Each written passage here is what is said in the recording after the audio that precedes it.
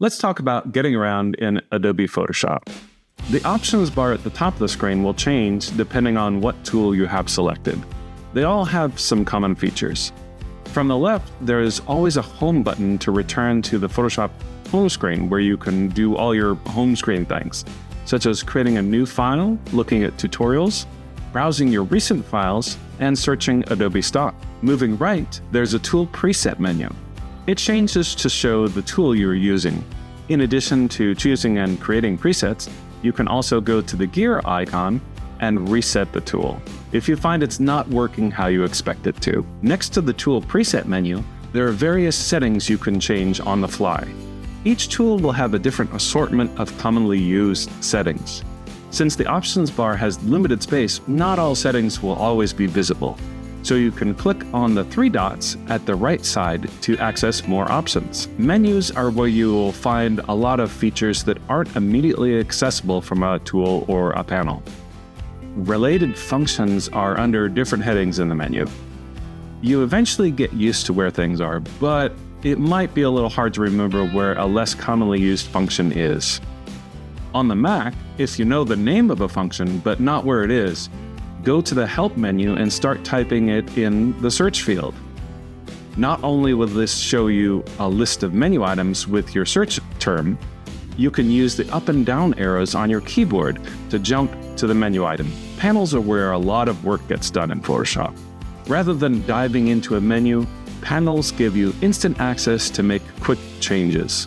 Each panel has a tab with its name, a hamburger menu to change settings, and the main area below where all of the action takes place. The main area can be simply informational or have boxes to type in, buttons to press, and items to move around. Many panels will also have a set of icons at the bottom to perform actions. The toolbar is where you can switch tools. Tools can be displayed in one or two columns. Press the double chevron at the top of the toolbar to switch between these options. I like the two-column option since it helps me visualize the tool categories more easily.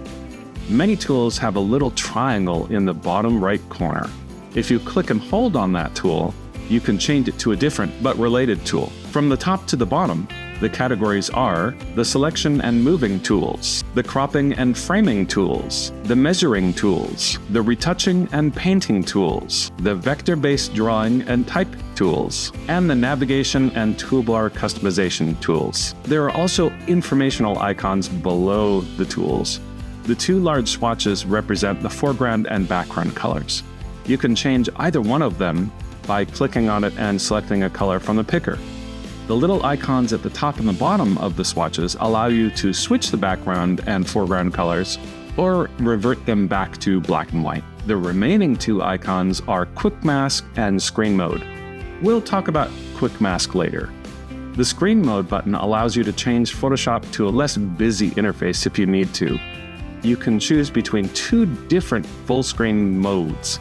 Since this button will vanish in one of the modes, press F to change back to regular screen mode. You can access the Artboard tool by long-clicking on the Move tool and selecting it. Adjust Artboard settings on the Options panel, or simply draw out a new artboard with this tool.